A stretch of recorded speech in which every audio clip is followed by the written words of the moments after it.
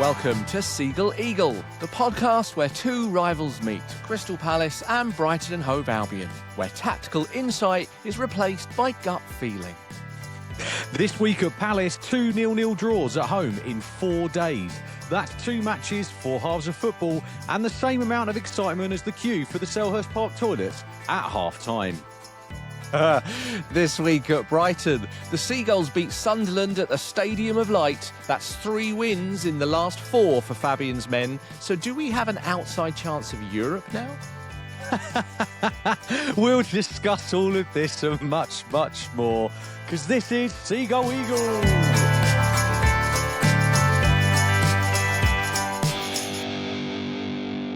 Hello, Andy. Neil, sorry, can we just backtrack a bit? In the intro, you think you're going to get a European place? I didn't say I think. It was a question, Andy, if you remember. I said, so we can just say what we want. Do we have... Right. We could just say what we want with no consequences. That's an absolutely outrageous statement that you just made there, Didn't Neil. make a statement. It was a question. You've kicked off a controversial podcast in true form. It was a question. Anyway, it was a question, one of which you are not going to answer. Yeah, okay. Have you had a good week, mate? I have had a good week, thank you very much. Good. Yes, it's been very good.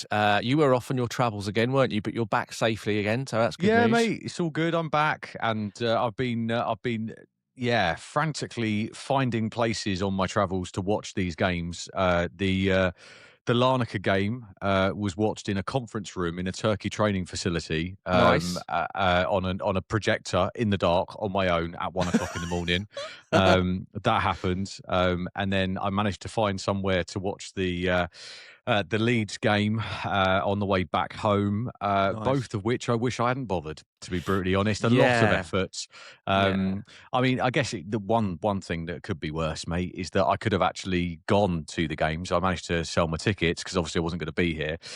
So yeah, there you go. Not to worry, though, innit? We've sold it well, so we probably should get into it a little bit. Let's start, because Palace had 2 games this week. Let's start with Palace, and we'll put the sweet spot, the lovely good news about Brighton in the middle. But we'll start with your lot for half the pod. Yeah. Well, you know. Well, we'll talk about your lot first. Let's stay with the Premier League. Let's talk about the game that's just happened on Sunday. So, Crystal Palace 0. Leeds 0. So I watched this game as well, like you did. I watched it because obviously it was a live game on a Sunday, which, by the way, just as a side point, I'm loving the fact that all the games on a Sunday are on TV now. I quite like that. That is good. Yeah, mate. That is actually a good thing for football. Yeah, as really all the games should be. Well, yeah, exactly. But the fact that they're now doing that, they've obviously noticed the opportunity because it's not a Saturday 3 o'clock kickoff, so they're giving you the chance to watch them all. And I've been able to see a lot more Albion games that way as well, which is really good news. So I moan at Sky a lot, but actually, thanks for that one, boys. That was a good idea. So yeah, let's talk about this game then. I mean, there was a few talking points in it. I'm sure we'll get to that. But generally speaking, from your point of view, how do you even start to sum up this game? It's been a tricky one, mate. It's been an absolute tricky one. I think it was physical. Yeah. It was scrappy.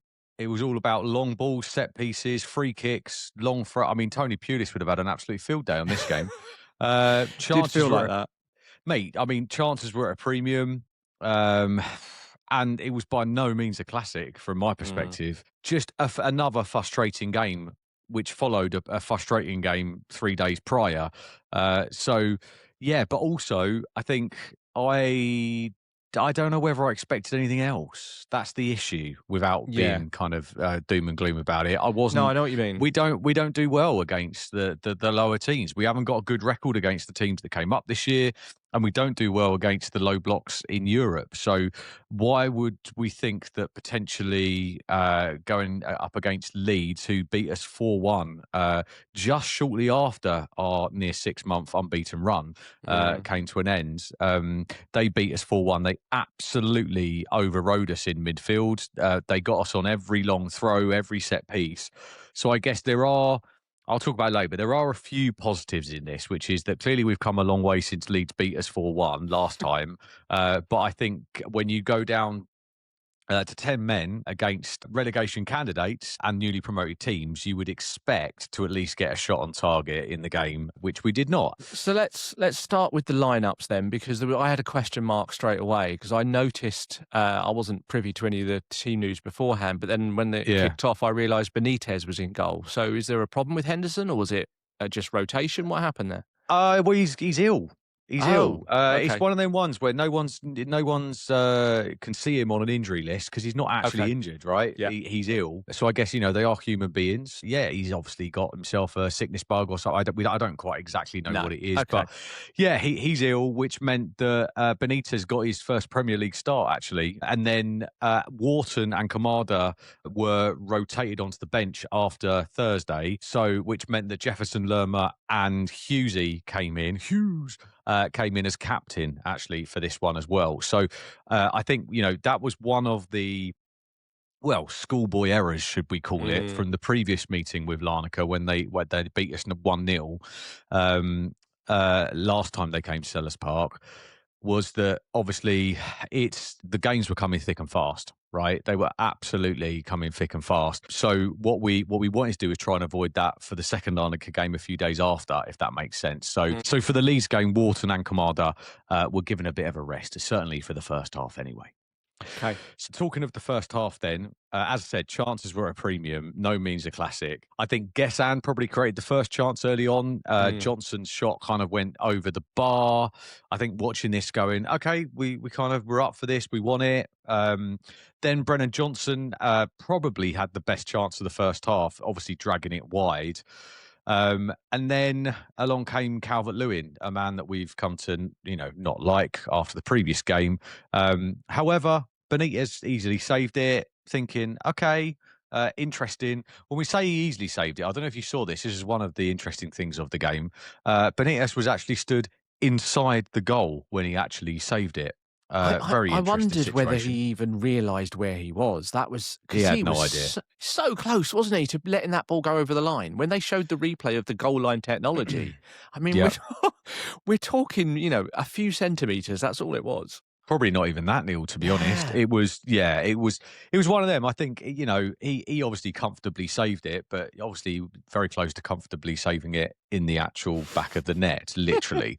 There we go. Anyway, and then from my perspective, this is where the madness commenced. And once again, Crystal Palace don't fail to disappoint, Neil, when it comes to firsts in football matches. We've spoken about this over the times, haven't we? Where we find a way to hit the headlines for things happening in our games. So I guess it all started. Leeds corner resulted in a penalty. Mm. Hughesy raised his hands whilst jumping. He's only a little lad, Neil. He's only a little lad. And when you're small, you have to put your hands up to jump, don't you? What was he Unfortunately, thinking? What was he well, thinking? I think but there was a lot of tussling going on, wasn't there? Right, there was a lot of tussling going on. He was kind of in the middle. It almost looked a little bit like. Have you ever watched synchronized swimming? Like when they kind of there's nothing going on in the water, and all of a sudden they all appear like in a big Yeah. circle, and there's a bloke in the middle, a woman in the middle who kind of comes up with their arms up like this. And that looks a little bit like Will Hughes jumping high to try and get this ball. And unfortunately, the people around him jumped a little bit higher. One of them jumped higher, headed it onto his hand because Yeah. obviously, and I mean, I don't think the attacker didn't even header it onto his hand on purpose. It No. just all happened at the same time, mate. It, I cannot and will not argue that it wasn't a penalty because it was a penalty. I it was argue just a bit of a it wasn't crazy. intentional, Neil, was it? No, But no, I don't think so. But it was just such a crazy position to have your arm in that it doesn't. Yeah, it's just one of those heads gone moments, isn't it? It just wasn't thinking, and it just ended up being so obvious to everyone that yeah, yeah, I but don't think anyone could argue. it's margins though, isn't it? Because obviously, what are the chances of the defender headering it onto his hand as well? It's one of them, innit? But look, Yeah, you yeah. can't argue it. And I guess at this point, do we feel hard done by that we got a penalty? Probably because I think we're very much still in the game. Neither side had probably kind of claimed it as theirs yet. So Calvert-Lewin steps up, sends the keeper the wrong way, and then hits it wide to the absolute joy of the Palace players around him, which is brilliant. Yeah. There's quite a lot of this kind of photography after key moments have happened, and you're watching people's faces. It was a bad miss from Mr. Lewin. Let's be honest, wasn't it? I mean, when I was watching the game live, I was so sure he was going to score. And to be fair, when the keeper dived the wrong way, I was like, "Oh, great!" And to see it go past the post, it's not very often you see a player miss completely the target these days. They're generally pretty good, aren't they? So Oh, mate, yeah, yeah, got out of jail, mate. You did. Really. mate. Benitez ain't known for his ability to save penalties, as we well know in the last penalty shootout in the cup, and that's definitely Henderson's bag. But so get out of jail free card, as you said. But as I said, like this is where kind of the craziness happened, really, just for half time. So pretty much straight after that.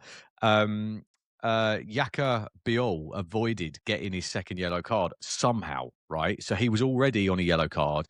He somehow got away with that.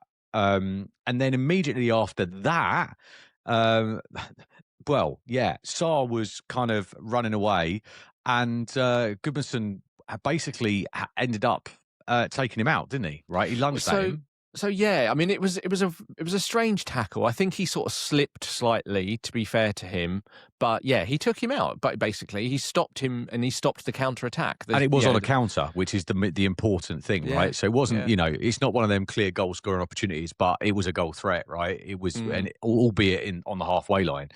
Anyway, the Leeds number 3 already had a yellow earlier in that for an earlier challenge. Well, I'm And glad you knew that, Andy.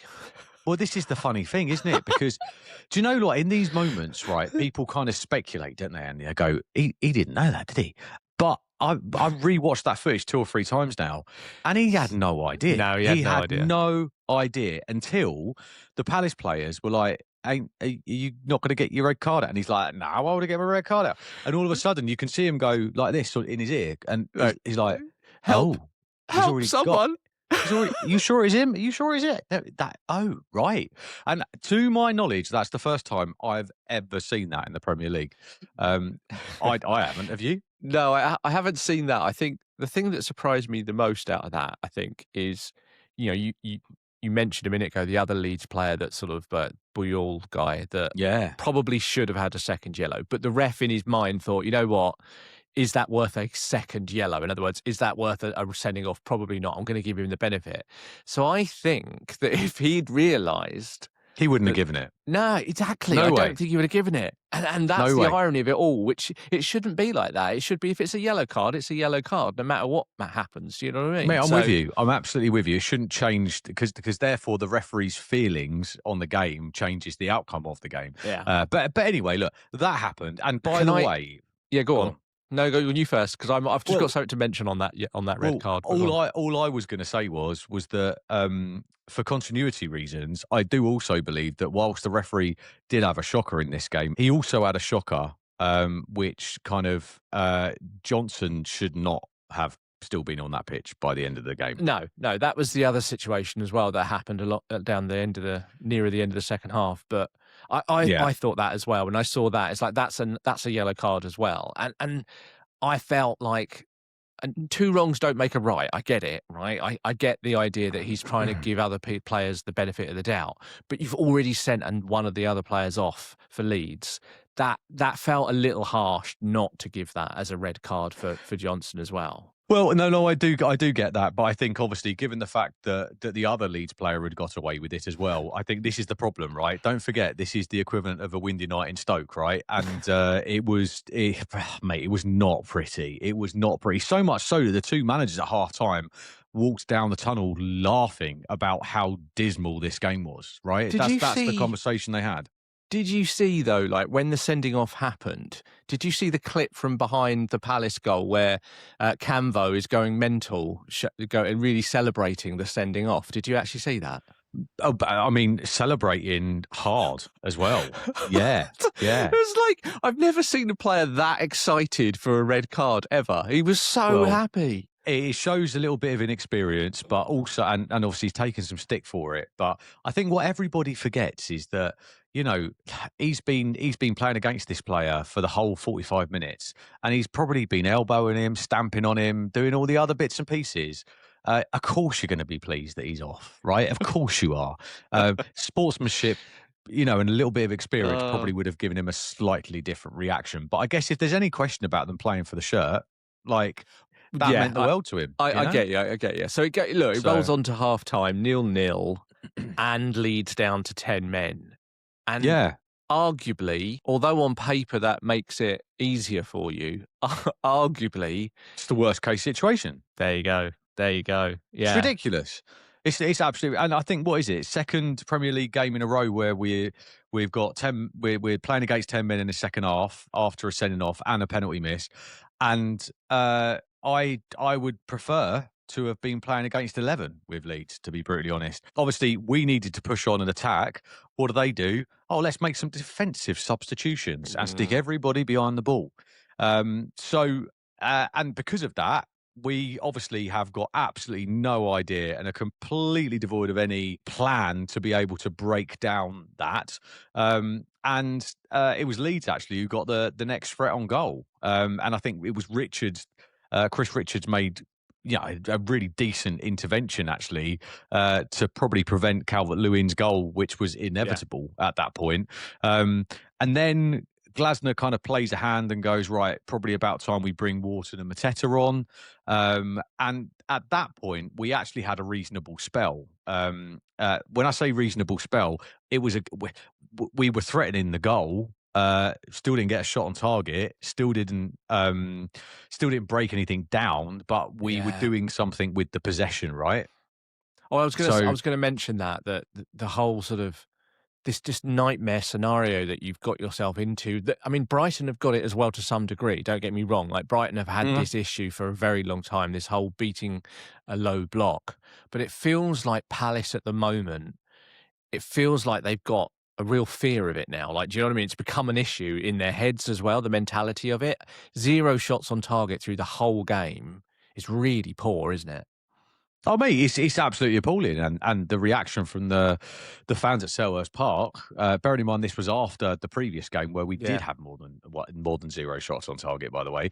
But it's frustrating, and I think the home form added to that, and all of the other stuff that's gone on over the last couple of weeks. Granted, there's been a couple of results that have kind of shifted the momentum a little bit, but Yeah. yeah, mate, it's really frustrating, and I think the gist of it is like, have we been found out? I think we have. Like, I think Mm, we have. And there's some bigger things at play, isn't there? Which is like, why are we continuing to play the three at the back, the two wing backs, when the other team aren't leaving their own half?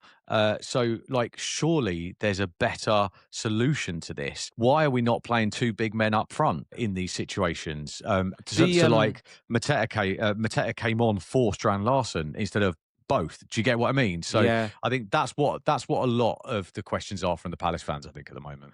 I totally agree with him actually though. I mean it's this general argument though, isn't there, about we've had this discussion a little bit about Brighton a few weeks back, and this idea that managers are sort of are married to this one plan all the time, you know. And Amarin had the same situation where, you know, managers just want to stick to the one way of playing no matter what Yeah. happens. And the idea of tactics and changing formations and stuff with some managers seems to be just a completely foreign idea that they won't do. And I think Glasner's one of those. Like when it works, it's fantastic. But at the same time, it's clearly not working at the moment against a certain type of tactic from the other team. So it's strange that he's not making different decisions with things. Yeah, and I think that is the I think, look, when we were losing all of them games in a row, we didn't have the bench, right? We didn't Yeah, have true. half the players we were requiring, and now you look at it and you kind of go, it's pretty. I mean, obviously Munez is out, which was a big loss, but I think we're kind of. We've kind of got what we need. Mm, So now it's very much. Is it a mental thing? Is it a tactical thing? Is it a lineup thing?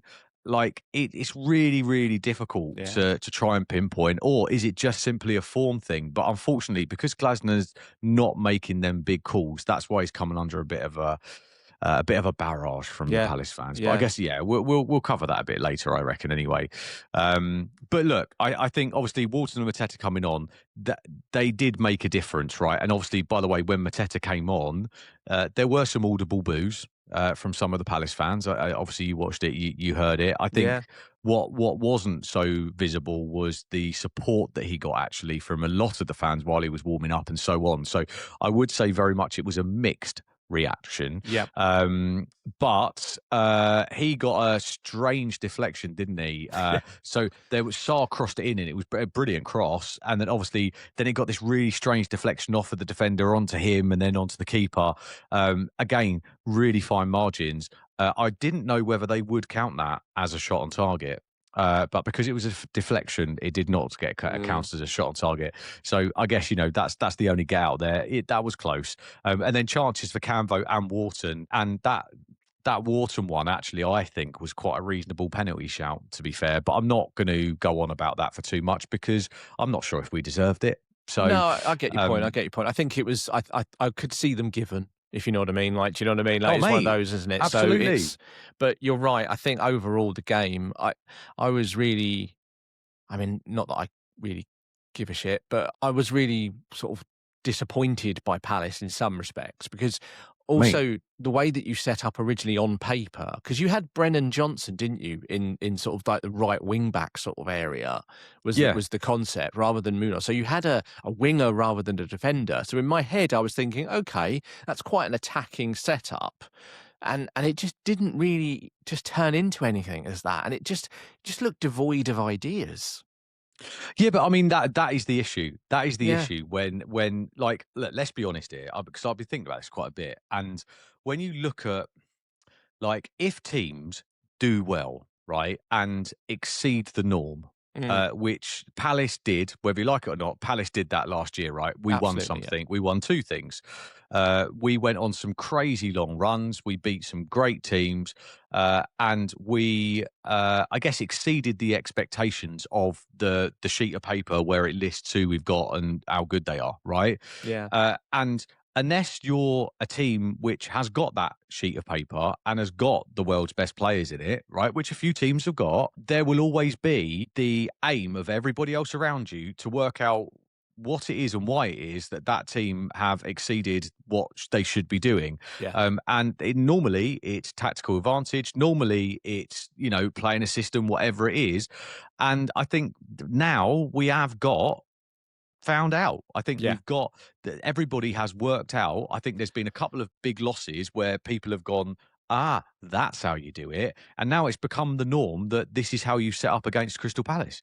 Well, I Um, think it's how you set up against Oliver Glasner, and I think that's the issue. That I think it's probably why. I mean, you said it a few weeks back, mate. It's probably why Glasner only stays at clubs for a couple of years, 2, 3 seasons max, because he's got his plan. He likes the way he's playing, and then he doesn't want to change. He doesn't want to do anything different. So he stays his contract length, and then he disappears again and goes somewhere different. I mean, it mm. works. I mean, let's not be silly here. It's worked in a big time for Crystal Palace. It's Oh, just mate, that it this is the absolutely end result has. now, isn't it, when it drops But off? it requires everybody to be at the top of their game at all times, and I Yeah. think that's the issue with all of this as well. I think there was one thing that did happen at the end of this game as well, where there was. Mm. Did you see that nice corner routine with Johnson playing the short ball to Guess Andy, then played it back to Johnson, who then played it into Lerma, who headed it home. Everybody celebrated.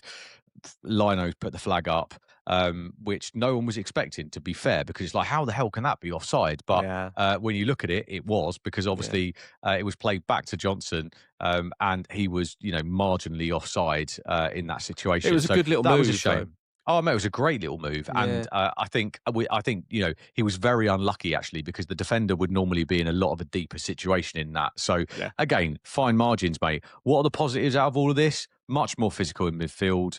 Again, I talked about it earlier. That 4-1 loss, we got absolutely trounced upon last time we played them, and all the set pieces and the long throws, and we looked like school kids playing an adult team last time. So I Mm. guess we have come a long way in that respect, but really slow going forward. Looks as if we were the ones with 10 men, not Leeds. Blunt in attack. I think this is the biggest thing about this system, right? Which is that we're not quick enough on the overloads going forward, right? That's what that for that transition and then the overload in order to get that goal. That's the bit that we're not doing well, right? We're Okay. not we're not moving the ball quick enough. We're not changing position quick enough to overload them on the attack because they know we're going to do it as well. Mm. And not a single shot on target in the whole game. I mean, that is bad, mate, isn't it? That Yeah, is really, there's a really stat bad. about that, isn't there? Do you want me to read it out? I know you're If gonna you love want, it. mate. Palace are the first Premier League team on record not to register a shot on target against an opponent who had a player sent off in the first half. There you So go. if As always, Neil, always the first to break a record. yeah. Also, there was another record in this game. 190 passes completed in the first half was the fewest on record since a game between Burnley and Cardiff in Oh, 2019, that where the classic. managers were Sean Dyche and Neil Warnock, which is interesting. Says a lot, So that doesn't just it? shows you that game. And then, I mean, mate, look, I mean, just to finish it off, there's a couple of other things, isn't it? It's like Palace have scored just 7 league goals from open play at home this season. So you can see why, Wow, really? yeah, 7 from open play, right? So you can see why the when you look at it from the outside, you kind of go, mate. I mean, what is your problem? Like, Yeah. why are you giving the team such a hard time? But when you look at the actual details of this, that's the lowest in the whole division, mate. Mm. And there really genuinely is no wonder that the home fans are getting frustrated because Yeah. it just looks like we cannot score. With most of the goals coming from long throws and set pieces. So obviously, look, this leaves Palace in 14th, unfortunately, now with 39 points. And the annoying thing about all of this, mate, is that if we'd have managed to get a goal, then we would have gone up to 10th. Yeah. That's how close it is. Yeah, it is That's how really close it close. is. Yeah. Well, listen, mate, I'm sorry you had to watch that game, even if it was in the I, sunshine somewhere. It was, I'm sorry you had to put yourself through that, mate. It looks I like don't a know if you horrific are game. that. I don't know if you are that sorry. I would I'm not. imagine that, No. given the fact that Brighton have now got the advantage now in the league and all that, I think you're probably quite happy. But yeah, as I say, mate, I am annoyed but not shocked. Yeah. Also, I'm really aware I mean, and probably something that not a lot of Palace fans were saying this moment after 2-0 draws in 4 days. But mate, it goes around and comes around, and this podcast is the probably a really good benchmark for that, It which is. is It's that the this time living next week, embodiment. mate, this time next week I'll be saying that I'm back and that we're going to win the Conference League and that we're going to end up in top 10, and I'll be the knobhead at the front of the podcast going, we're going to make Europe. So yeah, mate, we can all be delusional, can't we, Neil? Do you know what I mean? But for now, I would be miserable. Anyway, Uh, do you want to talk to us about your game, Neil? oh, yeah, I'd love to. Yeah, love Before to. you do, mate, can I just I sent it to you earlier. I feel like we need to address this. So if I you don't. I didn't get right, it because like I tried it and it didn't come up. But you sent me, yeah. So you WhatsApped me earlier and you sent me a picture, right? And it was you searching Brighton and Hove well, Albion on yeah. Google. Is that right? So basically, when we put together like a running order for the podcast, because Yeah, obviously me and Neil just ramble for however long, just because to we're kind of such keep us pros. on track, right? And also, you want to get I mean, we're not known for factual correctness on this podcast, more for enthusiasm, but at certain points we have to make sure we get things right, such as when's the next fixture, right? So for every week I go onto the Brighton website and I'm like, can't do it, but I have to do it. I pull myself together, go onto the Brighton website and I check the fixtures, right? So I literally went to Google and I typed in Brighton, right? And then as I typed in Brighton, the first thing that comes up is brightonhovealbion.co.uk, whatever it is, .com, I don't know what it is. But then, you've got the image that goes next to it, Yeah. which is normally the club's logo, right? Which is, I think they call it a favicon if you've built a website before. Hello. Thank you, Neil. Are you impressed? That's very impressive. I mean, it could be completely made up, but yeah, No, I'm it's very true. impressed. If you no, that mate, someone back me up here, please. Write in. Okay. If you if you did it today, you will notice that someone has changed the Brighton Hove favicon to the Sunderland logo, So random. the Sunderland club badge. So someone's got the ump about this game and decided to hack the website and change the Brighton badge for the Sunderland badge. I like that stuff. That's funny. Although there is someone now in Brighton somewhere changing passwords very quickly. Yeah. Yeah. Yeah. I think that's Anyway, definitely it. tell us about the game, Neil. Well, okay, so Sunderland 0, Brighton and Hove Albion 1. Oh, mate, it was honestly. I said to you last week, right? I wasn't expecting too much. I was hoping that we'd get a good game, right? I figured like there'd be goals. I thought there'd be more than this. To be fair, I didn't think it would be as fewer goals as this. because I thought both teams would go for it. Because Sunderland, they like to attack at home. Brighton are only the third team to beat Sunderland at home this season. Okay, so we are already on a good run in that sense. What were you going to say? Come on. Oh no, I just it's a stat and it's factually correct in the stat, but also I think the Sunderland of now isn't the Sunderland of the start of season. I think they are, and by all accounts, would Palace have beaten Sunderland at the weekend? Probably not, Neil. That's not what I'm saying. I'm just saying I think you No, probably I get now you. is the time to play them as opposed to 3 months ago. Well, For some unknown reason, they were like Man City 3 months ago. So no, you're I think absolutely right, now, mate. And in all yeah, seriousness, you're absolutely right. And we also had a bit of luck when it came to the starting 11 as well, because yeah, Sunderland were without their fantastic goalkeeper, Roofs. They were without Mukiele, the right back who just bombs, had a really good season, who has also all the long throws as well and yeah. things like that. There was a couple of others that were on the injured list, plus Brian Broby, who is a very good striker, who's had a really good season. He's been injured and came back this week. So this was his first game back. So I think he was a little rusty as well. So Oh, Neil, mate, timing is, Ruth. is a lot of this, isn't it? Oh, of course it is, man. And Roofs alone. I mean, from the times that we've played them this season, if Yeah. that keeper had not been there, and by the way, being replaced with another one, I'm not saying an empty net, but mate, we would have 3 or 4 got past them. Like Yeah. that keeper was phenomenal in every game that I've watched this season. So yeah, but you still So won though, man. Well, this is the thing, right? So just quickly on lineups wise, okay. So we Yeah, knew before the starting 11 came out, I knew because of press conferences that Karo Matoma was a doubt. We weren't sure. We knew the injury that he suffered last week wasn't as problematic as we first thought. So we thought that's good news, but we just weren't sure whether he was going to make it quite in time for this game. And as it turns out, he wasn't in the starting 11. He also wasn't on the bench. They just rested him completely for this week. fun time Fridays at Brighton again. There you go. So the good news, though, that meant is that Yankuba Minteh finally got a start again in the starting Oh, 11. So that was good news. And it turned out to be a stroke of genius, because actually I think he was probably one of the best players on the pitch for the 76 minutes I think he was on the pitch. well, from the And game that I saw, Neil, he was the best player on the yeah, pitch. no, I But get you. yeah, I think when you look at the highlights, he definitely was the one that was creating everything. And the the nice thing as well was that he replaced Matoma in a positional sense as well. So he stayed on the left wing, a left footer on the left wing, and yeah, a makes right sense. footer in Gomez on the right wing. So rather than these inverted wingers that we've been having, and Minteh obviously being one of them at the beginning of the season, he stayed wide. And I think that really helped. That little tweak was something that we've seen not from time to time, but actually starting a game like it was something that was really useful for us.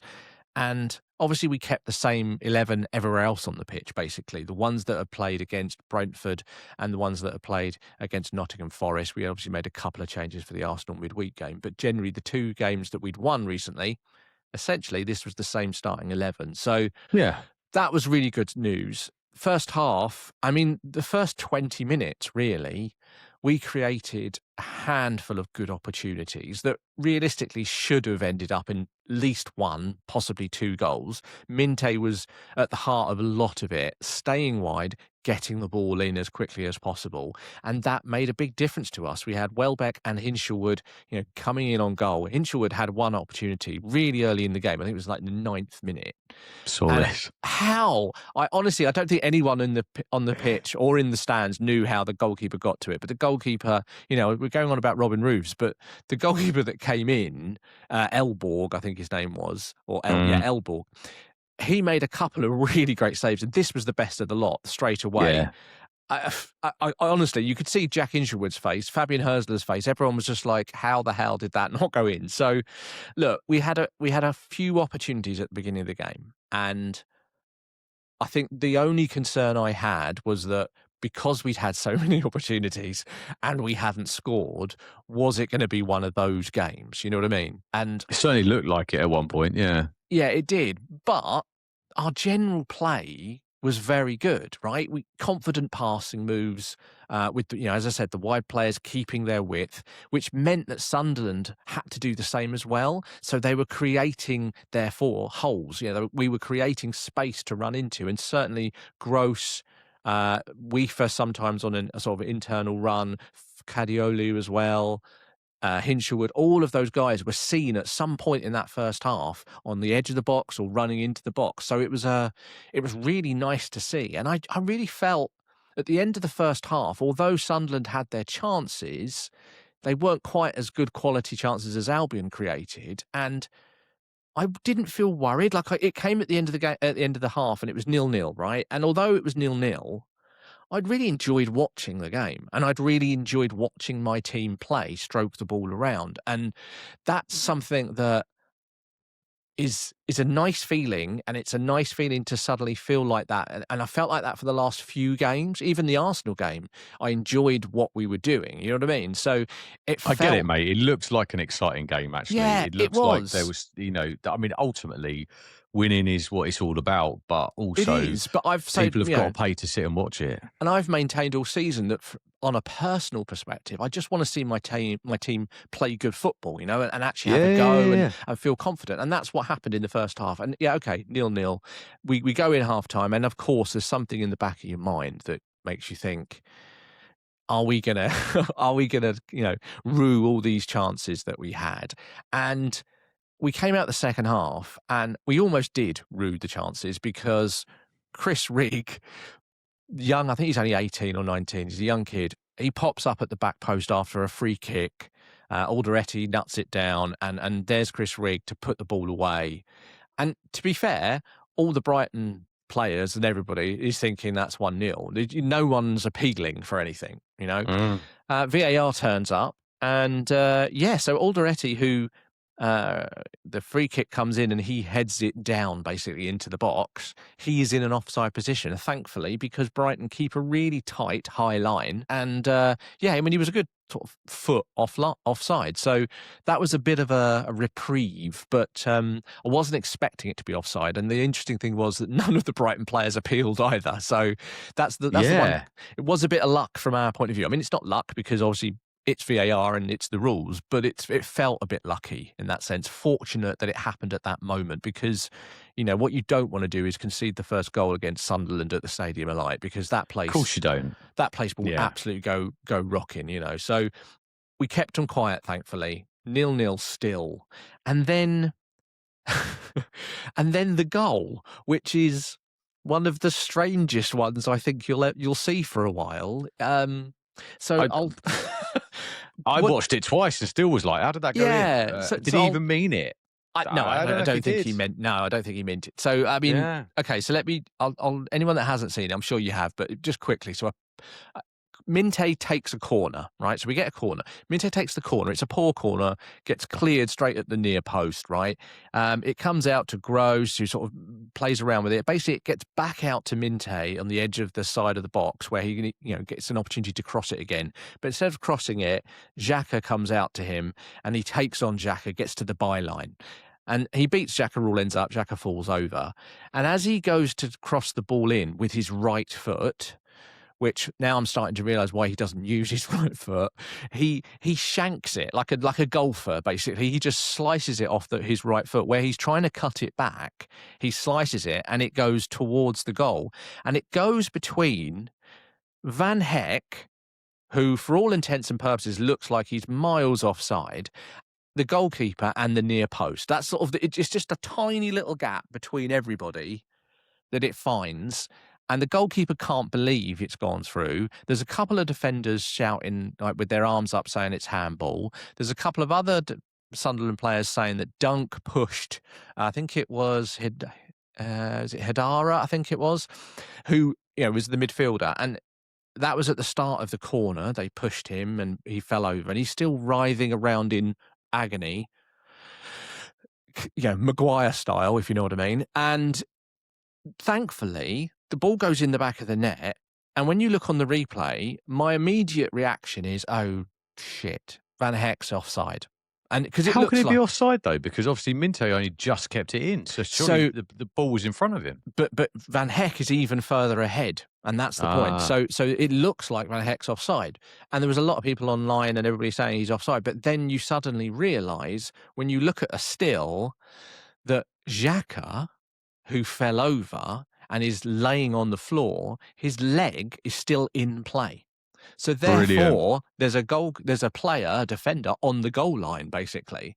So thankfully, the goal counts, and I think that's the strangest goal Minteh will ever score, and it's one of the luckiest goals we've ever scored. You'd have to admit it as well. Well, I mean, yeah, it sounds to me like the football gods have you got the right side of that there, haven't Yeah, you? But I think do you know what? I'm never Muniz has scored a couple of these situations where you cross them in and they go in or whatever it would be, and I always think to myself, if you're that player, your aim is to get the ball in the box, right? If it yeah, goes in, wonderful, but you get the ball into the danger area, and 1 out of 10 of them might go in because it's in the right direction, right? mm, So I don't think, yeah, I think fair play to him. And mate, honestly, I've been asked that question, right, by many people that about if you had to take one Brighton player, who would you take? Right, yeah, yeah. I know. and Minteh is my player. Yeah, I think he would be a great addition to the Palace team. I think he'd be a brave man to do it, but I think he's a great addition. it, And he was superb in this one, mate. Not only did he score that, but I counted on the extended highlights reel 4 wonderful assists, beautifully weighted, that the rest of your team squandered. yep. So I think if a bit of clinical play had been happening, then Yeah, he I could have mean, had an absolute wonder of a game. I think we all know, we've talked about it a lot, about Brighton's sort of imbalanced squad, in that sense, that Yeah. it's that there are certain holes that we probably wish we'd had. And I think, we've got to remember that Stefanos Simas has had that knee injury after one game practically of starting to get into form and scoring. So I think he was going to be our proper backup striker. So I think we are missing a little bit up front. And we have chances being created, and Hinchelwood isn't a striker. He's not really a number 10, but he's doing a job while other He is doing a players job. while other Yeah. players are out of form. He's doing a job and he's doing really well. So I think I'm at a stage now where I'm realizing, look, this is the best we're going to get this season. We've got to make do with what we've got. And what I'm pleased about mostly is, you're quite right, Andy. I think Minteh was the best player on the pitch for me. And he always gives 100%. Like, he always cares. Sometimes a little bit too much. He got into a little bit of trouble near the end of the game where Sunderland wanted sort of 2 yellow cards for him, where he sort of was still heated from a discussion, let's say, and a push that he got him the first yellow card, and he almost got a second one. Thankfully, Fabian Hersler got him off within about 10 seconds. It was like a Formula One pit stop. It was quite quick. And I think overall this match, we held on, and we didn't really lose our cool through the whole game. Like, we were in control for most of that game, and we had a huge amount of possession. The game, when you look at the stats, generally are even, apart from when you look at XG. XG is a lot higher for Brighton, and that's because, as you said, Andy, the quality of the chances that we had, we probably should have scored 2 or 3 goals, Yeah, yeah, and yeah. and that would have been a fairer result in that sense. But what I'm also loving about Brighton at the moment is the fact that even when we are only a goal up, and if you think about it, this is what's happened. At Brentford, we scored first, and then we scored a second, great. But Nottingham Forest, we got ahead, and we didn't concede again. We're starting to just understand what we need to do. We're not going gun ho. We're not over attacking. We're not leaving ourselves too open at the back, and that's a lot to do, I think, with Gross and Milner in the midfield. But I also think there's a general understanding now that this is something that we, at least for the rest of the season, this is the way we need to play. And I'm hopeful that good form and confidence that you can see, going through the team now, is Yeah. going to continue. That would be amazing if it does happen. And yeah, so we saw out the game, which is something that I very rarely say about Brighton. We saw out a 1-0 win away from home. That's fantastic. And whether it be skill or good fortune, Hersler has found a starting 11 and a way of playing that seems to be well balanced, and obviously is finding a way to win. So overall, I'm generally quite happy at this moment in time, and hopefully it will continue. I stupidly and jokingly said about Europe, Andy. It was very much tongue in cheek earlier. the the I mean, result. it's technically possible. It is technically possible, right? So look, let's talk about the table quickly. So Crystal Palace played 30. You're in 14th place on 39 points, right? Yeah. Brighton, with that win, actually go above Sunderland because they've been dropping like a stone. Basically the same as Sunderland, almost exactly record-wise, but we've played 30 as well. We have 40 points. Now, eighth position currently is 43 points, right? So we officially, yes, you're right, we're 3 points off of that eighth position, which probably will be Europe. But I think realistically, Everton, Newcastle, Bournemouth, Fulham, you've got to put in there Sunderland, and I think you've got to put in there Crystal Palace as well. All of those teams, including Brighton, so that's, 6 other teams, 7 including Brighton, are all vying for that eighth place. That's a huge amount of traffic between eighth position and the rest of the season. So And it's it's so competitive, mate. And it's and so I just competitive. mid-table is mid-table for a reason, right? Yeah, Because you're not going to be mid-table and you ain't going to win all your remaining games. no, Everyone's going to be picking off points against each other, and also yeah. people are going to be, doing what we did at the weekend, where it's 0-0 and no one really gets anywhere. So I don't know, and I think there's some. You got to play the big boys. I mean, Palace have got to play the big boys before the end of the season. So yeah, let's see. Let's see what happens. Yeah, I mean, it's. We can talk about it a bit more maybe next week, but I think we'll maybe have a look at the run in a couple of weeks' time and sort of work out where we think our points are going to come from between the two of us. I don't But know if it's really going to be a run in for us, mate. I think more of a meander, a okay, light well, walk. at least from Brighton's point of view, I think we've got a chance. It's not a big chance, but it's a chance. And I was looking back at the last sort of 3 or 4 seasons of what eighth position points wise most teams have got around that. And realistically, you've got to get around 59, 60 points to get to eighth position. Now, for Brighton to get another 20 points in the 8 games they've got remaining, I mean, when you look at it like that, it's not going to happen. But there's a lot of other teams, therefore, are probably not going to get that either. So maybe it's going to be a lower amount this season. We'll Oh, have to wait and see. mate, strange things happen, right? You look at Sunderland, right? But and then obviously now they've dropped off. But strange things happen. All I'd say is I think you've got to go on a hell of a run. Yeah, But you're on the right trajectory for a run. yeah. I hate to say it, but you No, you seem to be doing the right things at the moment. I think what it So does do, let's see. yeah, let's see. What it does do is it definitely draws a line under any consideration for relegation. That is it now. We're done. We're safe in the Premier League. 40 points by far is going to be absolutely fine when you're looking at 16th, 17th and 18th all around the 30-point mark. So we're not going to get caught. I don't think Crystal Palace are either with 39 points. They're absolutely fine too. So I think you can start to see a bit of a gap. 15th and downwards is the fight for relegation now, I think. Well, and also in mid-table, that gap's going to be opening Yeah. up. Yeah, it's a good Very point. much so now. Yeah, So yeah. let's see, mate. Let's see. Well, thank you for talking me through that, Neil. I've really enjoyed every moment of it, as you can hear from the inflection in my voice. So, right, Should we take a little break?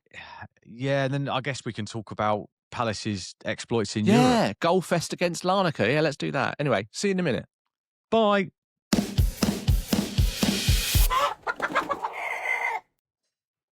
Welcome back, everyone. Now, Andy, I do. Yes, Neil. I, I know this is not something you want to talk about, but we're going to have to talk about it. The first leg of the Conference League game for Crystal Palace against Larnaca. As I said last episode, walk in the park. You've just got to beat Larnaca. Yeah. Did you So, think? Did you think anything else was going to happen here? Because again, I didn't. I mean, this is the. oh mate, this is terrible. Right. Okay. I'll ask you a question. Have we done Europe easily this year? If Right. there is if there is any other way to do this, worse. Right. I don't know it. This is. I mean, I hate to say this and I hate to tempt fate, but I can very much see us on Thursday night at God knows what time, unearthly hour. Me sat here watching a penalty shootout in Cyprus because we're still in that situation. And I Mate, you know where I'm at. It's the low block situation. I think the one thing that look, the one th- But it mate, was a look. horrible night. It was a horrible night, mate. Did you see? I mean, they couldn't even put the ball down for a corner without it blown away. Well, it was It was a bad, yeah. bleak night. No, I get It that. was a I get bleak that. night of weather, But and it was a bleak night of football. Um, but and come on, look, a low block against Leeds is one thing. A low block against Leeds 10 men, fair enough, is a bad as yeah, well. But a low yeah. block against Larnaca, come on. Come on. Okay, right. Do you know what? Larnaca. I would suggest, Neil, I would suggest, and I know you're going to laugh at me, but I would suggest that if you played Larnaca, you would have a very similar problem to us. Maybe not quite as bad at the moment because you seem to have hit a little bit of form, but let's not forget, right? Yes, they are a team that shares the name of a holiday airport, right? And yes, it's not so small actually. Island, it's quite a big island actually, but they are a team known for their superb defensive structure. Only And against you. no, it's not though, mate. Because okay, how many goals have they conceded in the Conference League this year? I don't know, mate. They You played tell me. 7 games, Neil. They played Yeah. 7 games. One. Really? Right. Yeah, that Okay. shut you up. Okay. Right. Okay.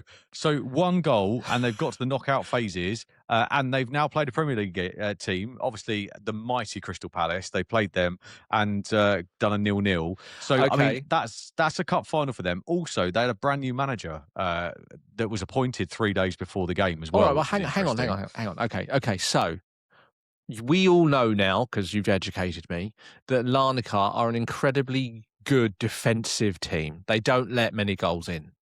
Yeah, they just frustrate Right. people. Okay. That's Okay. yeah. So we Yeah. get that.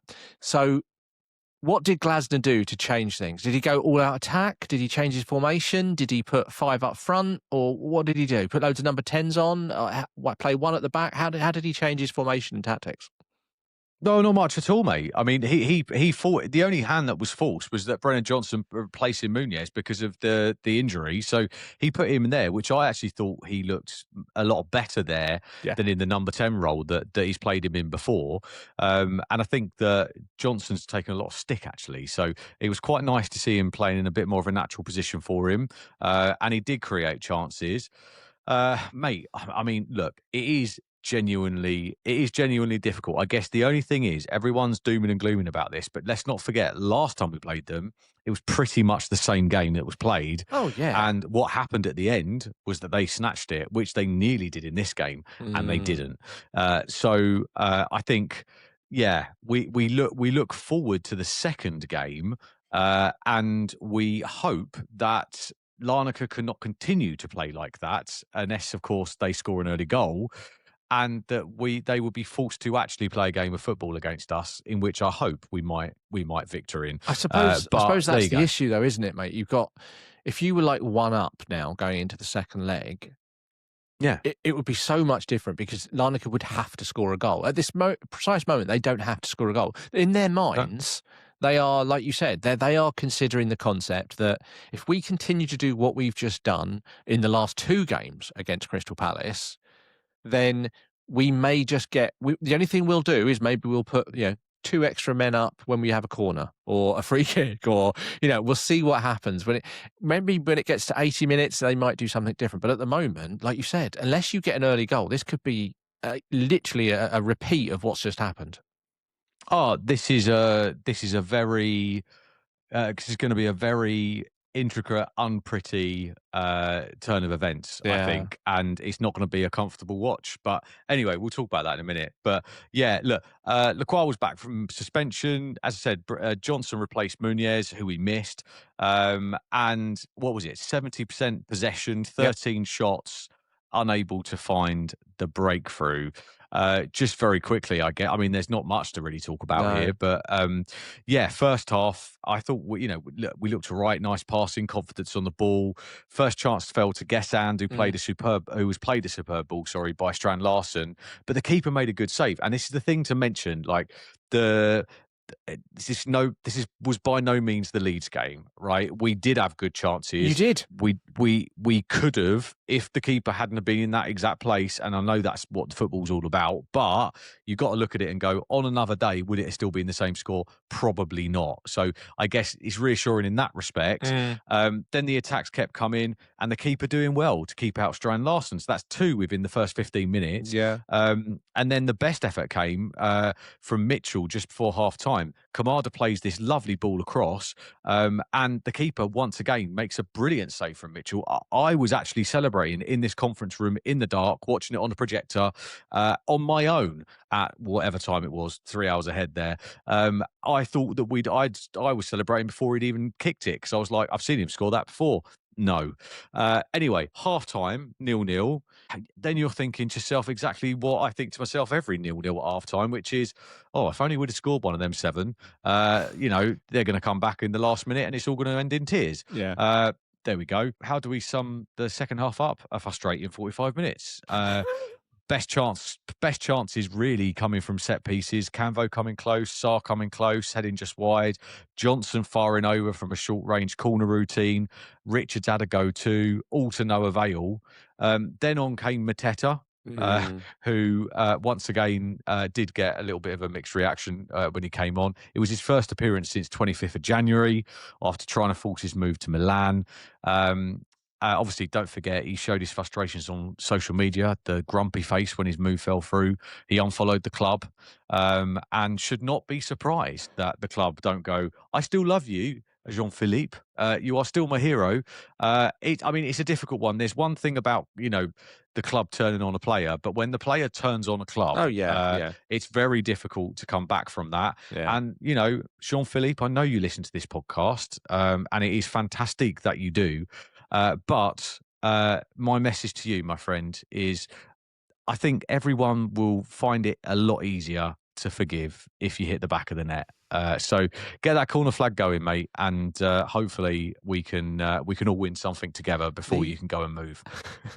The only thing I was going to say about the Mateta coming on, because Pino came on as well, didn't he, right at the end? But Yeah. it was the substitutions as well. I just thought, again, it's like you're looking for a goal, you bring Mateta on, but you take Strand Larsen off. Like you didn't change anything. You know what I mean? It was just like for like, and I found that a bit strange. It's like, why not try and go for something, do something a bit different to try and break down this team? Well, I guess the problem is, though, Neil, right, is that if you look at the previous game, and I do understand Glasner's thoughts on this, if you look at the previous game, we chucked everything at it. And as the game went on, we continued to chuck everything at it. And we exposed ourselves at the back. Right. And then all it took was one break. And then we lost that game. I suppose it was a first leg. So in his head, this is the thing. It's a first leg. And we're not in that situation, are we, at the moment? Yeah. We can afford to go 0-0 and then take the game to them. I've got a feeling that the tactics are going to be somewhat different in Cyprus this week, and I wouldn't be surprised if we see the two big men playing up at the front together, because don't forget, that's also something that they haven't had a chance to work on yet, right? No. So Matetta's only just come back. Muniz should be back as well. So I don't know. I think that, well, look, put it like this: Glasner's last chance of dignity at the moment with Crystal Palace, really. I mean, it's not a salvage of a career, because I think he's proved to everyone what he can do. Yeah. But also, he needs to prove he can get himself out of a mess, doesn't he? Yeah. So I think it's in his interest as much as anybody else's to continue this run and not lose to Larnaca twice in one season. But there we go. Realistically, right? So at this precise moment, it was 0-0, and it's I get that it was really frustrating, and you were at home, and you wanted to try and just get the tie done, but ultimately playing in Europe, I'm going to try and be balanced here and say, playing in Europe, two-legged games, the first leg is all about not losing, no matter what you are and who you're playing. Yeah. You don't want to lose. You want to be in the tie when it comes to the second game, and they're going to go away to Larnaca, and you've got every chance that you're going to another 90 minutes where you should score at least one goal. The chances of Larnaca scoring, let's be honest, more than one goal, I don't think they'll score one. But if they do, it just feels like it should be something that's so much more fun for you guys watching in Europe. Watching Crystal Palace go in Europe, and you just don't feel like you've had fun this season. Mate, we haven't. And let's be honest, we haven't enjoyed any of this European tour so far, and more so, we haven't enjoyed any of the home games. And Mm, it's been incredibly frustrating, and we are waiting for the fun to kick in. I think is probably the message from the Palace fan, yeah. because if not, I mean, can you imagine if we actually win this competition?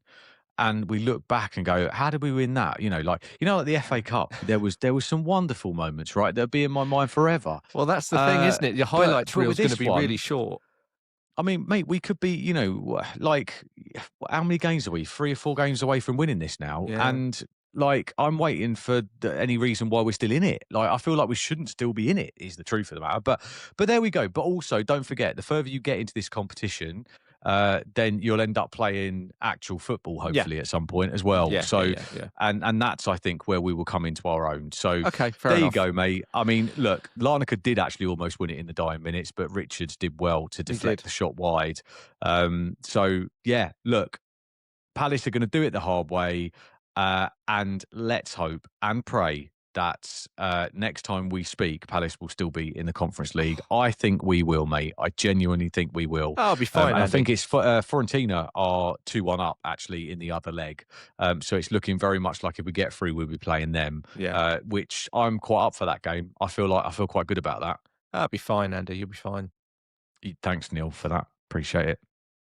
Well, listen, just before we go, I was just gonna mention, next weekend's games because obviously we've just mentioned you've got the Larnaca game first on Thursday night away, and then on the weekend, Premier League is back, but you guys, you don't have a game, obviously, do you? No, it was meant to be the Man City game, Right, so which has been postponed. because they're in the League Cup Uh, final. exactly, due to the fact that they're in everything. Yeah, we've got a little bit of respite, which gives us every more reason to go to Cyprus and give it some large, Yeah, and probably stay out there and go on an all-inclusive holiday that'd once be we won. nice. Maybe, I don't know. I mean, you got a nice little break there, haven't we? That'd So be nice, yeah. yeah. That reminds me actually now you said that, there was a few social media posts up of, Brighton players. They went out by the sound of things, after the Sunderland win, and they were in a little Italian restaurant somewhere, the Did doors were they? shut, let's put it that way, and I think there were a few beers had, and they were team building, let's put it that way, if you know what I mean. That's So, nice. yeah, it was nice, looked like they were enjoying themselves, and it's nice to feel like they've got a little bit of a smile in their faces again, which will hopefully show on the pitch. But yeah, look, it's this weekend for Mm. Brighton. We've got Liverpool at home. We're on the 12:30 Saturday stint on TV as well. So, um, Ah, I mean, that should okay. be a Well, fun game because it's going to be open. You know, do you know what I mean? Though if it'll be open game. It should be both teams going for it because Brighton don't care because they're at home and Liverpool have got to win, especially after the last game they just played. I So was going to say, I would say the pressure's on Liverpool there to achieve something, and yeah. I would say that they would, yeah, they're going to throw everything at that. So, Mm. come on, Liverpool, yeah. We'll Do you know see. what? Something else interesting I forgot to tell you actually, Neil, Mm. just before we finish this podcast. Yeah. You know, I said I was in Turkey last week. Yes. So obviously I was in Turkey, then I flew back again, and then I flew back out again. And I was at the airport, and my mate who I work with, Mm. who was flying out on the later flight, messaged me and went, "Thanks for swapping flights with me." And I was like, "No, that's no worries, man." So basically, I ended up on the earlier flight. He ended up on the later flight, and then he messaged me and went, "You're a Palace fan, aren't you?" And I was like, "Yeah." Like, bearing in mind, this is a guy who doesn't do football, right? Yeah. First football conversation I've had with him in 15 years. You're a Palace fan, aren't you? Yeah, yeah, yeah. I was like, why? And why is that relevant in the nicest possible way? Like, it's 6 o'clock in the morning, I'm at an airport. Like, why are you asking me about football? And he's like, I'm just about to get on your plane. And I was like, what? So basically, because we're sponsored by Sun Express now, they did a competition which was design a Crystal Palace aircraft, right? Oh, I've seen this on Uh, social media. Yeah, like you've got your right. Crystal Palace plane. So we actually, like, jokes aside, we have our very own, like, I think it's an Airbus on it. It's like a massive, it's a big old plane, and it's got South London and Proud on it. It's got the Eagle at the back, all that. So basically, Gatwick Airport, in the afternoon, after I flew out, my mate got on the plane to go to the same destination as me, who was flying into Antalya, and they had the big ceremony where, like, they had, like, entertainment going on. They had the mascots. They had, like, all sorts going on. Yeah, how funny would it have been if I'd have ended up on that plane? Oh, mate. 4 hours difference, mate. I would have been on that plane. There you go. Mate. Yeah. Gutted. Missed I the know. opportunity. That's a That would have been good, shame. wouldn't it? Yeah, that would have been Yeah. good. Yeah, I mean, thankfully it wasn't me, but yeah. Can you imagine it the other way around? If I'd had to Mate. get on that plane, jeez. Well, at some point, a Brighton fan's going to have to get on that plane. No, I think Brilliant. I'd rather not bother. And that's it for another week of Seagull Eagle. Thank you very much for listening. Oh, another one done. There we go. Make sure to follow the show so you don't miss the next episode when it drops. And you can find us on TikTok, Instagram, Facebook, and X, and also hot off the press, Neil. We are now on WhatsApp as well. Yes. So just like the kids, they can follow us on there, search Seagull Eagle, and they get all the latest stuff going on there. And actually, we're going to chuck some new stuff on there as well, aren't we, Neil? That's not on anywhere else. Exactly. Only for the subscribers that follow us on WhatsApp. Absolutely. You can just search Seagull Eagle anywhere, though, and get the conversation started. Or you could drop us an email at seagulleaglepodcast@gmail.com. We'll be back on Tuesday, the 24th of March, to discuss Brighton's home game against Liverpool and Palace's Conference League win against Larnaca. Until then, thanks for listening. Eagles! Seagulls! Fabian Hurst, let's do